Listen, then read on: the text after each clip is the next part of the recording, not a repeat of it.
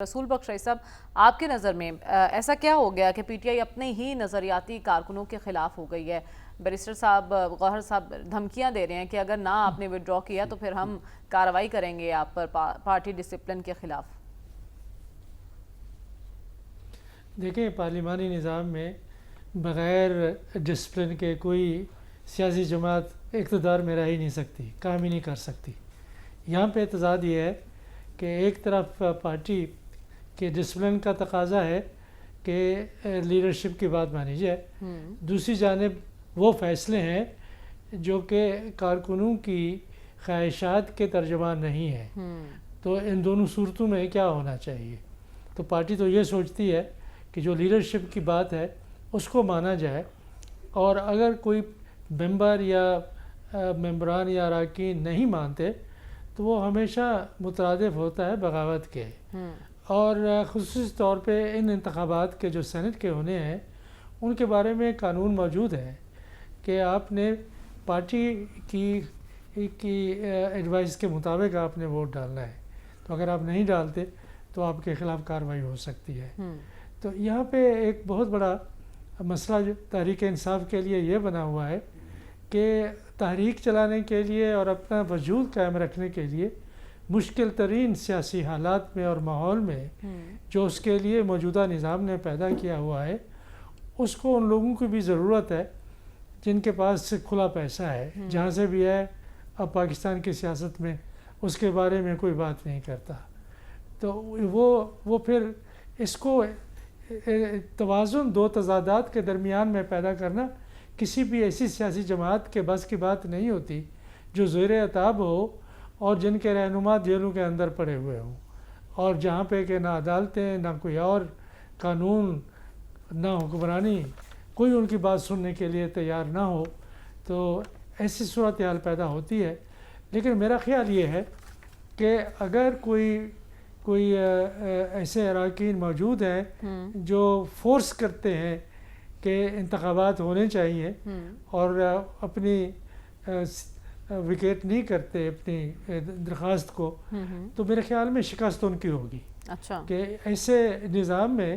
میں نہیں سمجھتا کہ سیاسی جماعتوں کی شکست ہوگی، ان کی ہوگی کہ وہ پارٹی سے بھی نکالے جائیں گے اور ایک بہت بڑا رسک لیں گے اپنے لیے کہ پتہ نہیں منتخب ہو سکتے ہیں یا نہیں بھی منتخب ہوں گے تب بھی ان کو پارٹی کے لیے اور پارلیمان میں ان کے لیے کوئی جگہ نہیں بنے گی۔ ٹھیک ہے، تو میرا خیال ہے کہ وہ سوچ سمجھ کے فیصلہ کریں گے، تو یہ بارگیننگ ہو سکتی ہے کہ آخر میں اگر کوئی معاملات طے ہو جاتے ہیں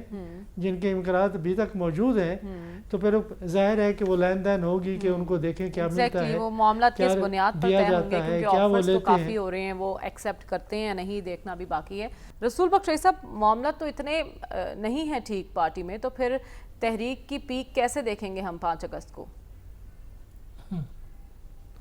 دیکھیں، ابھی تو 5 اگست میں آنے میں بڑی دیر ہے، دیکھتے ہیں کہ کیا ہوتا ہے۔ دوسری بات یہ ہے کہ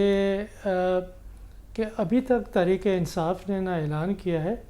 نہ میرے خیال میں اس کا پروگرام ہے، نہ تیاری ہے کہ ایک ایسا ایجیٹیشن ملک کے اندر لانچ کرنا ہے کہ جو حتمی نتائج تک پہنچتے، کہ کہیں پہ حکومت کو مجبور کیا جائے کہ وہ نئے انتخابات کرائے یا وہ اصلاحات لے آئے جو ان کے ذہن میں ہے۔ ایسے کوئی امکانات نہیں ہیں۔ لیکن 90 روز کا تو اعلان کیا گیا ہے نا ڈاکٹر صاحب، 90 روز میں بھی کیا کوئی گنجائش پیدا ہوتی دکھائی دے رہی ہے آپ کو کہ اگر تحریک نہیں تو کچھ مذاکرات ہی ہو جائیں؟ دیکھیں، ابھی تو شروعات ہے کہ 5 اگست اور 90 دن، وہاں سے اگر آپ گنیں تو 3 مہینے ہیں، کہ اس 3 مہینے میں جب کوئی تحریک شروع ہوتی ہے، کوئی احتجاج شروع ہوتا ہے، تو چھوٹا احتجاج، ایک شہر میں احتجاج، چھوٹے شہروں میں احتجاج، کیا وہ بڑھتا ہے؟ کیا وہ اس کو سسٹین کر سکیں گے کہ وہاں پہ اپنی موت خود مر جائے گا وہ احتجاج؟ ابھی دیکھنے کی بات ہے۔ تو انہوں نے جو شاید ذہن میں رکھا ہوا ہے کہ لوگ آہستہ آہستہ مختلف شہروں میں ملتے جائیں گے اور یہ معاملات آگے تحریک انصاف کے حوالے سے آگے بڑھیں گے۔ لیکن میں بھی اپنے دوسرے دوستوں سے اتفاق کرتا ہوں کہ اس وقت ملک کی فضا ایسی نہیں ہے، ایسا ماحول نہیں ہے، ایسی سیاست نہیں ہو رہی جس سے کہ ہم یہ اندازہ لگا سکیں کہ جو تحریکیں ذوالفقار علی بھٹو کے خلاف چلی تھی یا جو تحریک ایوب خان کے خلاف چلی تھی یا کچھ عرصہ ایک پارٹی نے کم از کم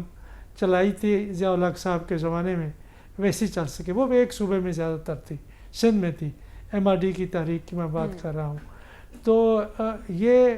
کہ پنجاب میں تحریکوں کی یہ جو ایک روایت ہے، وہ صرف 2 بڑی تحریکیں چلی ہیں۔ اب پنجاب کی بات کر رہی تھی کہ وہاں سے ظاہر ہے کہ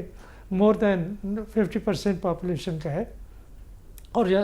پاکستان کی سیاست کا مرکز ہے،